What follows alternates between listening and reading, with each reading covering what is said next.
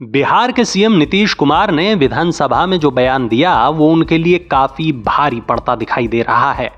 BJP उनके बयान को लेकर उन पर काफी हमलावर है।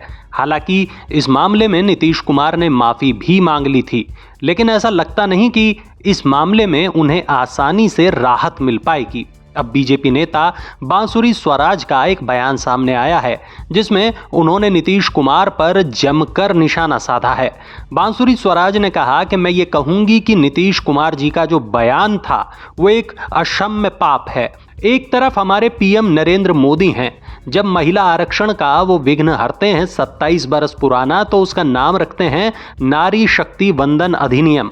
भाजपा की विचारधारा है नारियों की पूजा करना, देश की विचारधारा है सनातन शक्ति नारियों को देवतुल्य मानती है। और दूसरी तरफ विपक्ष के जो नेता हैं और सीएम हैं बिहार के, वो ये भूल गए कि वो एक वेटरन हैं भारतीय राजनीति के।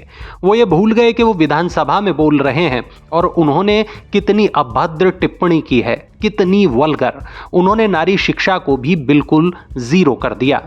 मैं कहूंगी कि नीतीश जी का जो बयान था वो एक अक्षम्य पाप है।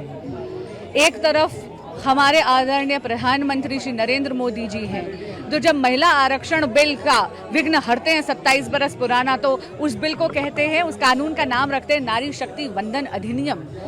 भाजपा की विचारधारा है नारियों की पूजा करना, ये देश की विचारधारा है। सनातन संस्कृति नारी शक्ति को एक देवी तुल्य मानती है। और दूसरी तरफ विपक्ष के जो नेता हैं और मुख्यमंत्री हैं बिहार के, वो ये भूल गए कि वो वेटरन है इंडियन पॉलिटिक्स के। वो ये भूल गए कि वो एक सिटिंग चीफ मिनिस्टर हैं। वो ये भूल गए कि वो विधानसभा में बोल रहे हैं और उन्हें क्या अभद्र टिप्पणी दी है, इतनी वल्गर, इतनी अश्लील भाषा का प्रयोग करा है। उन्होंने नारियों को केवल एक भोग की वस्तु में देखा और उन्होंने नारी शिक्षा को, महिला शिक्षा का भी महत्व जो है बिल्कुल जीरो कर दिया। तो ये अक्षम्य पाप है। लेकिन आप ये देखिए क्या विडंबना है, विपक्ष का जो अलायंस है, इंडिया अलायंस, ये स्वार्थ के लिए, अपने राजनीतिक स्वार्थ में इतना ज्यादा डूबा हुआ है। सनातन पे अभद्र टिप्पणी होती है तो विपक्ष के लोग मौन साध लेते हैं। जब नीतीश जी इतनी अभद्र टिप्पणी स्त्रियों पे करते हैं, बाकी अलायंस पार्टनर्स मौन साध लेते हैं और राबड़ी जी आकर महिला होने के बावजूद एक ऐसी जस्टिफिकेशन देती है जिससे मेरा मन बहुत व्यथित है। इससे पहले नीतीश कुमार को न केवल माफी मांगनी पड़ी, बल्कि सदन के बाहर और अंदर हाथ भी जोड़ने पड़े। कहना पड़ा कि मेरे बयान से किसी को ठेस पहुंची हो तो मैं माफी मांगता हूं। मैं अपनी खुद निंदा करता हूं। मैं न सिर्फ शर्म कर रहा हूं, मैं अपने शब्दों को वापस लेता हूं। अगर मेरा कोई बात कहना गलत था, मेरी किसी बात से दुख पहुंचा है तो माफी मांगता हूं।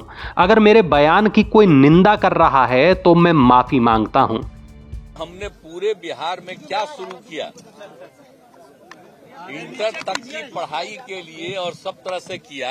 और कल भी हम बता दिए कितना ज्यादा रुपया हम लोगों ने तय करके और हर जगह पढ़ाई के लिए शुरू करा दिया। तो हमने तो यही कहा है, हम पे महिलाओं के उत्थान के लिए और उसके लिए ही प्रजनन दर घटता है। लेकिन मेरे मन से अगर कोई शब्द बात आ गई कि पुरुष और स्त्री दोनों, जो लड़का लड़की रात में सोने की बात है, तो मैं माफी मांगता हूं उसके लिए।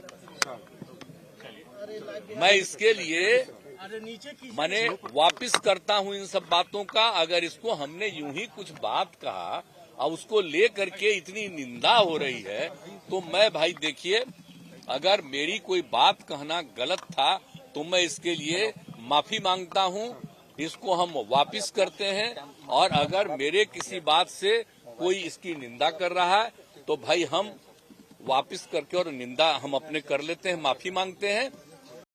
आप सामाजिक न्याय तब तक नहीं होगा। माननीय सदस्य जातीय जनगणना पर बोलिए। पर बोल रहा आप अपना उपलब्धि है इस पर आप शांति बनाए रखें।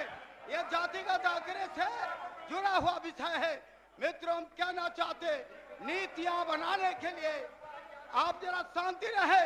90 और 10 का जो अंतर है, ये कोई मामूली भी आदमी। दरअसल विधानसभा में जब जातीय आर्थिक सर्वे की रिपोर्ट पेश की गई, उसके बाद नीतीश बोलने के लिए खड़े हुए।